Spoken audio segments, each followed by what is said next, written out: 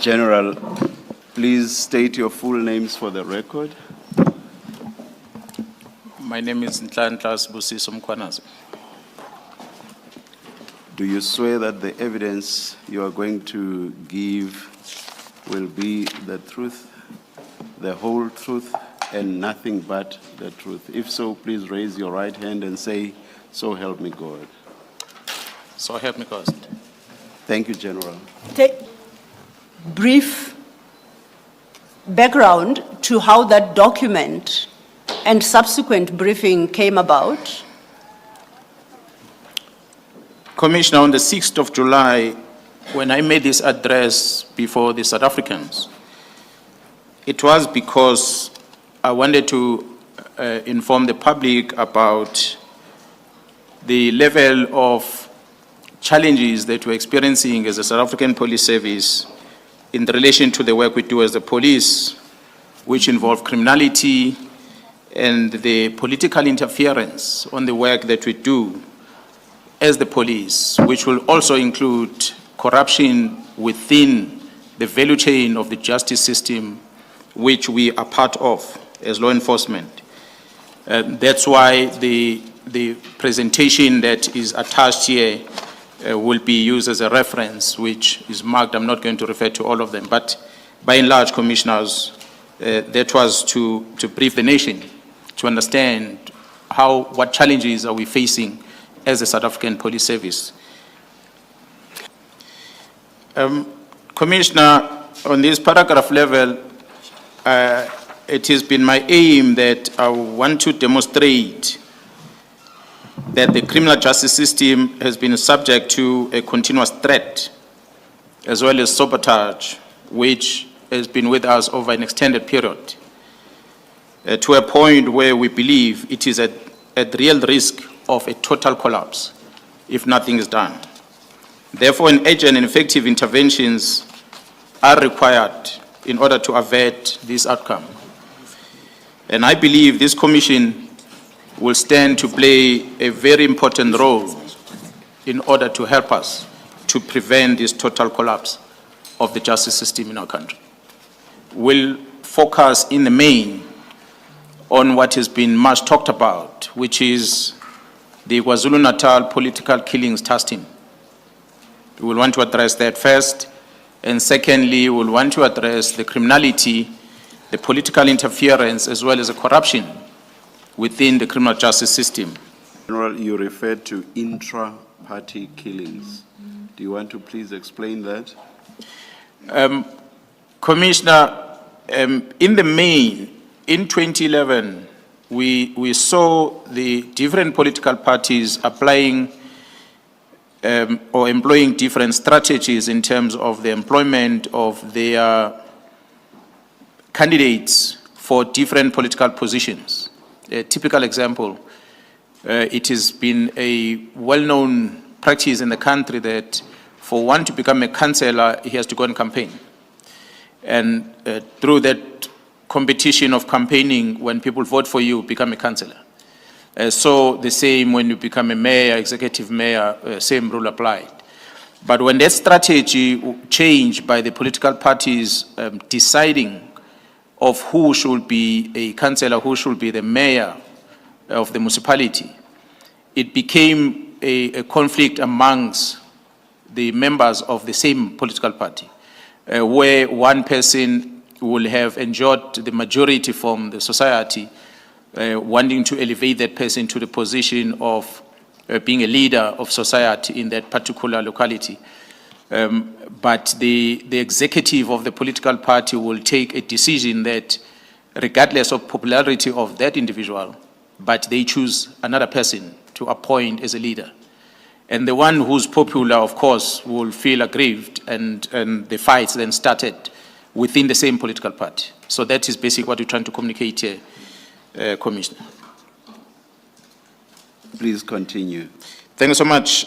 So the Madlanga Commission, which then was established, did confirm that these many assassinations were linked largely to corruption within local government, especially tenders. So you could imagine the one who is in position of authority as a political party leader or as a leader of society, has some kind of influence over the issuing of tenders. And the business people that want to get tenders, they will always be friends with the one who's got an executive authority over that municipality or different provinces. And as a result, that corruption became the center of these incidents of threats, attempted murders, as well as murders. I will start with the incident that happened, which I had presented before the South Africans on the 6th of July, was that a shooting incident that occurred, which led into the death of an employee of a Q-Tech engineering company that is based in Vereeniging in Gauteng, where a late Mr. Aman Swart was killed while he was in his vehicle outside the workplace. What we understand is that the subsequent to that shooting, which was involving the Transnet contract, it seems to have involved organized crime, and to some degree it had involved police corruption, which had posed the risk to the investigation team that was dealing with that incident. So I was advised that the organized crime unit, which had taken over that investigation, were operating under the leadership of the Deputy Provincial Commissioner in Gauteng, who is responsible for investigation, and that is Major General Khumalo. And this investigation became part of the wider investigation which took place subsequent to that incident in Gauteng, which it is called the Gauteng Counterintelligence Operation, GCI Ops. After the shooting incident that occurred in April 2024, 3 suspects were arrested as a result of that investigation. Amongst the 3 suspects, or the names of the 3 suspects, one of them at the time was a police officer, Michael Puletau.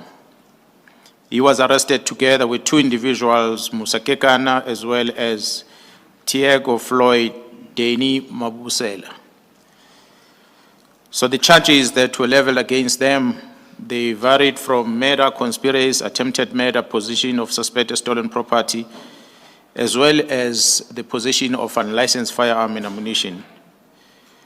Through forensic analysis, those firearms were linked with multiple other murders other than the one that occurred of Mr. Swart. So when the forensic analyzed these firearms, it just strengthened the case against the accused and exposing these accused to a wider syndicate which had significant access to finance, and at times, because there were a lot of money that were being paid for the jobs that they were doing. I'm told that when the SAPS had to appear in court on this arrest of the 3, they did everything possible to oppose bail of these suspects. But unfortunately, Mr. Puleta was later granted bail. And the reason he has cited at the time was his health condition. And this sparked grave concern amongst investigators as well as the prosecution team, because they started fearing their lives and the threat towards their lives started escalating. And those threats were coming verbally, in some instances, physical intimidations. And at times, I'm told that they were being followed as they were moving around. As I said, this suspect was a police officer at the time. So upon his release, he resigned from the service immediately. In August, Apologies, General, you say upon his release, or is it upon his release on bail? on bail, upon his release on bail, when he had made an application citing health reasons, and he was released on bail, he resigned from the police. So his resignation was kept out as dishonorable from the service. Thank you. So as a result, in August, Ms. Kutsie, who is a senior prosecutor, directed a correspondence to the head of the team that was investigating at the time, a team of organized crime, which was led by a Brigadier Hopabe, who was heading the organized crime in Gauteng province, as well as her commander, which is the Deputy Provincial Commissioner, Crime Detection, Major General Kumalo. And that correspondence was also addressed to the Provincial Commissioner of Gauteng, Lieutenant General Mtombeni. The same correspondence was addressed to the Deputy National Commissioner, Crime Detection, Lieutenant General Sibia, and the National Commissioner was a recipient of the same correspondence. So in this correspondence, Ms. Kutsie, who is a senior public prosecutor, formally expressed the threats being faced by the investigating team, by those that are accused of the crime of murder of Mr. Swart, together with the associates that are involved. And the advocate requested an urgent protection for 2 investigators that are part of the investigation team. Before you proceed, you reference a letter there which you have annexed as MK8. Can we perhaps, as you go through that part of the testimony, turn to the actual annexure? MK8 chair starts at page 181 of file 2.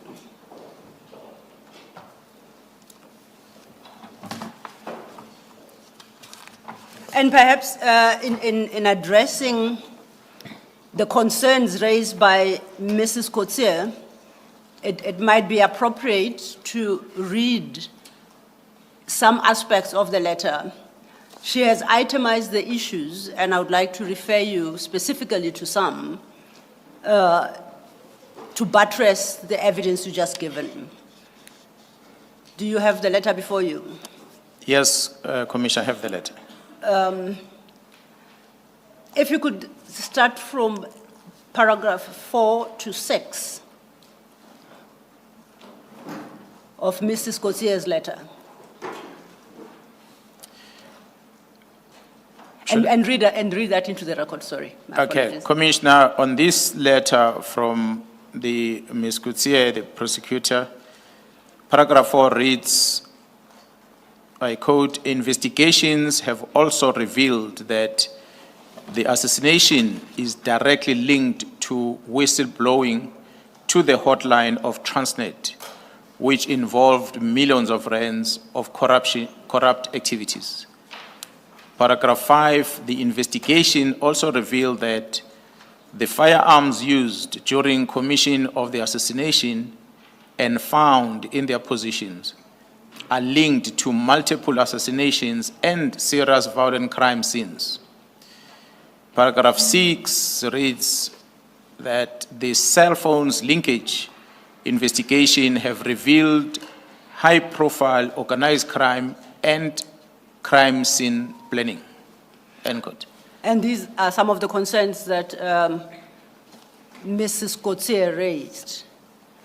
If I refer you to the next page of the same letter, that speaks to the bail application that was granted in respect of former police officer, Mr. Tau. Sorry, you will have Yes. to repeat that Yes, Chair. at a later stage. General, also read paragraph 3 into the record, please. Thanks, Commissioner. Paragraph 3 of this letter reads as follows. The investigation has proven that all 3 accused are involved in a serious organized crime syndicate, of which almost R1 million was offered for the assassination in this regard. Thank you. Thank you, Chair, and thank you for pointing it out. It's an important aspect. It's one that the next witnesses in particular will concentrate on, and we appreciate that it being brought to the fore. Getting back to the issue then, General, at page 183, item 10. Item 10 concerns the bail application that you referenced. Let me start here. It's correct that that was the bail application in which Mr. Officer Dau was successful. Is that correct? That is correct. It was the same bail application. Was it the same bail application in respect of the other 2 accused in that matter? Would you know? Because I was not part of it, I was reading from the letter. Okay. Yes. Now then, just paragraph 10 seems to reflect concerns regarding how the magistrate dealt with that application. So if I may request you to read that into the record. The entire paragraph 10 reads as follows. As a letter from Ms. Kutse, the Senior Prosecutor, Regional Court, Vereeniging. The magistrate, for some bizarre and unexplainable reason, decided to grant Tau bail of 10,000 rand and place him under house arrest.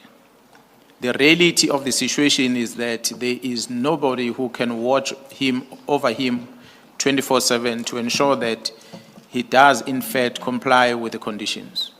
It is actually unenforceable. The prosecution has already spoken to the DPP to appeal the decision of the magistrate, and we just await the typed court recordings of the bail application to be present to the DPP to file the appeal. And paragraph 11 and 13 then of the same letter on the same page specifically address the issues regarding Officer Tau. So if you could just proceed to read those 2. Paragraph 11 reads, the investigation has revealed that Tau is one of the main organizers behind these organized crime syndicates.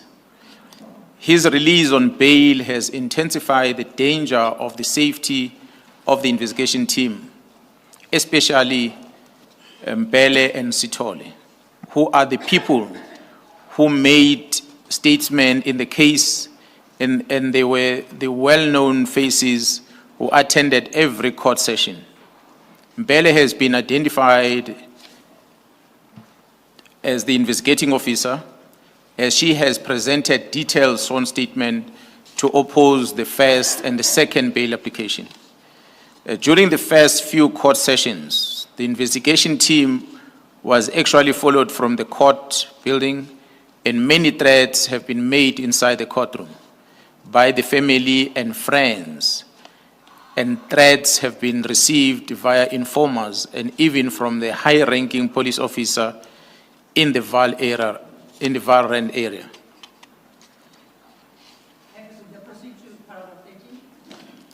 Paragraph 13 reads, Tau clearly has a very large support system, and large amount of money are spent to obtain the best and most expensive advocates. The money is clearly coming from the syndicate, as all 3 accused are currently unemployed.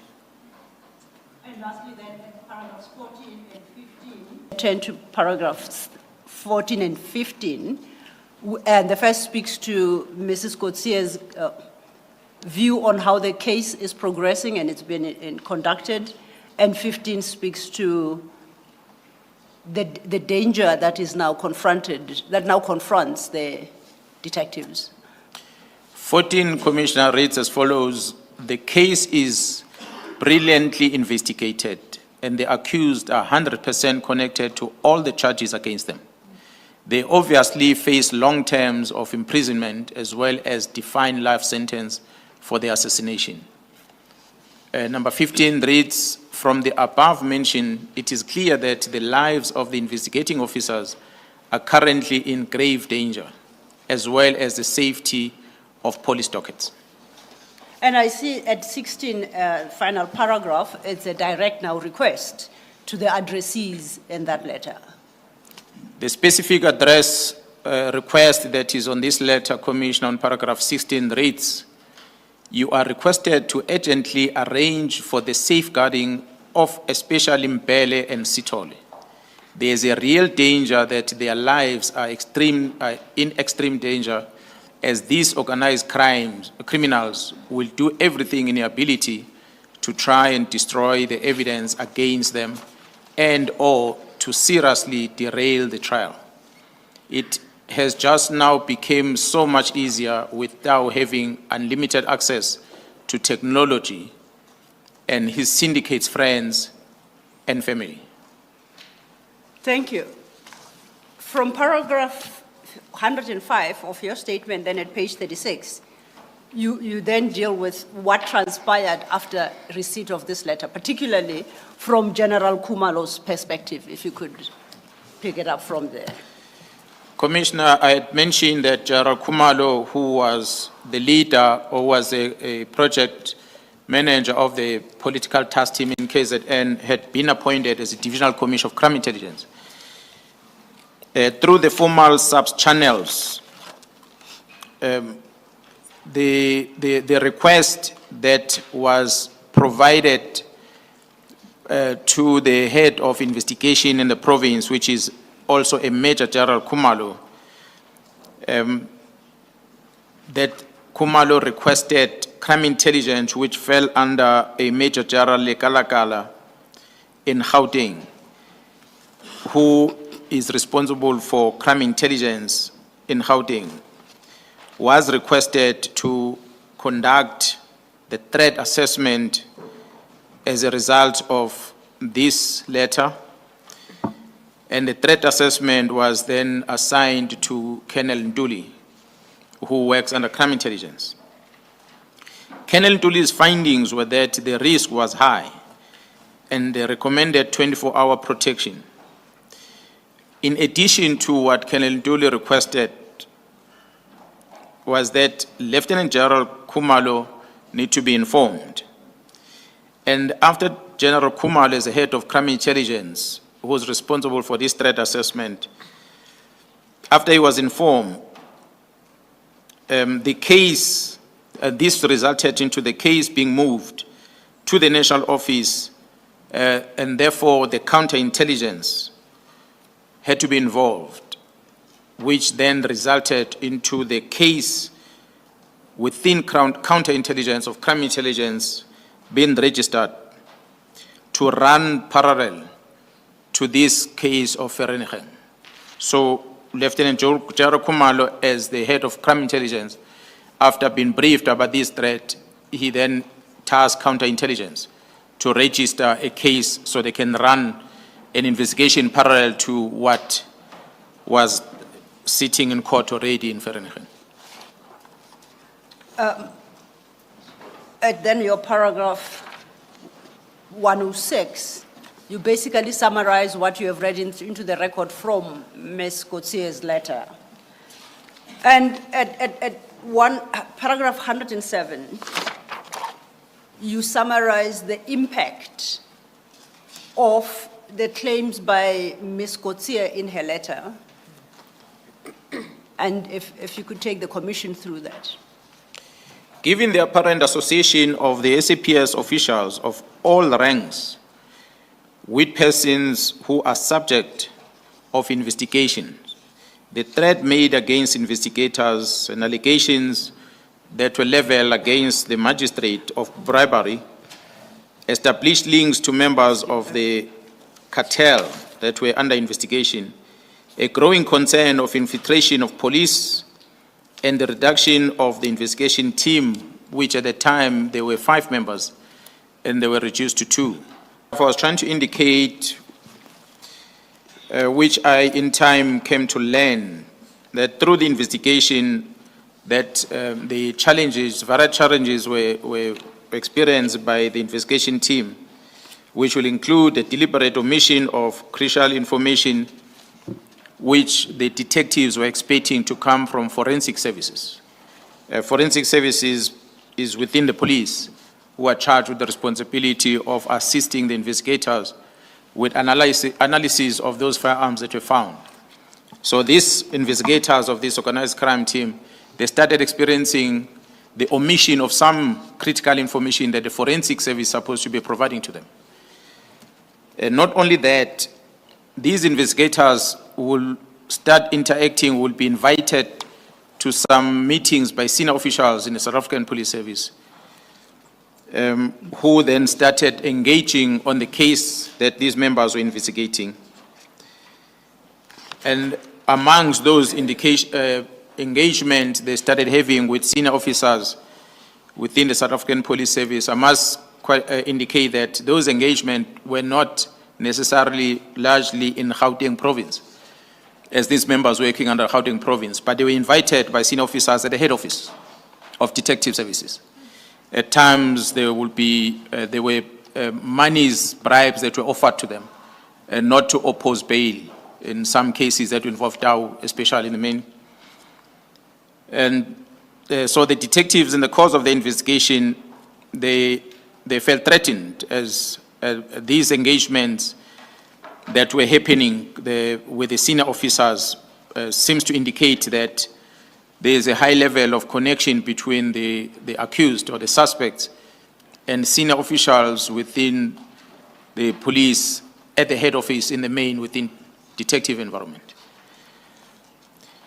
Moreover, during the period of the incarceration and while on bail, the accused, who's a former police officer, a former detective, Michael Puletau, had made threats against the very same investigation team. Before Yes, Chair. the general proceeds, Advocate Sello, as you are aware, the ordinary rules of evidence applicable in court proceedings do not apply to this commission. Indeed, Chair. In terms of the commission's regulations. But I would imagine that that notwithstanding, the probative value of the evidence may be negatively impacted. A lot of the evidence in this context is hearsay. Must we assume that down the line it will be corroborated? In fact, that answer is part answered by the next paragraph, which is what I jumped to. So if I can permit him to conclude, he will then speak of his source of the information, and then I can address the question of the availability of the source. Thank you. Thank you, Chair. So then, General, that leads us into paragraph 107. So if you could summarize that paragraph 107, and you, in that narrative, disclose your source of information, of the information you just set out before the commissioners. Commissioner, as I said earlier, that Lieutenant General Khumalo was the Divisional Commissioner of Crime Intelligence. Major General Likalakala was the head of intelligence, or is a head of intelligence in Gauteng province. Colonel Ntuli worked under Likalakala. So Ntuli conducted threat assessment, and subsequent to that, Lieutenant General Khumalo at the division is informed. General Khumalo established an investigation, register an investigation under counterintelligence, which runs parallel to this, in order to establish this threat, to try and investigate it further. But when these threats were presented to him towards these two detectives that were remaining in the team, he then felt that it is important for a special intervention to be made in order to protect these two investigators. So it is for that reason that General Khumalo felt that he needs to request support from law enforcement who falls outside Gauteng province in order to make sure that the work of these two detectives is protected parallel to the work that he already started from counterintelligence. And then if you could take it through to paragraph 108, then I will get back to the chairperson's question. Yeah. Commissioner, the assistant that was required by General Khumalo was of a highly specialized team that was to be deployed in Gauteng to assist in order to ensure that the investigation advanced swiftly. I can indicate, as I said earlier, that Lieutenant General Khumalo requested that a team of members from KwaZulu-Natal Political Killings Task Team be seconded to his investigation team, which was a Gauteng counterintelligence operations, in order to assist with the investigation. So he was specific as he was asking when he contacted me over the phone. In that request, when he was discussing with me, he ought to have explained the reason behind this. Counterintelligence is more of a covert operation.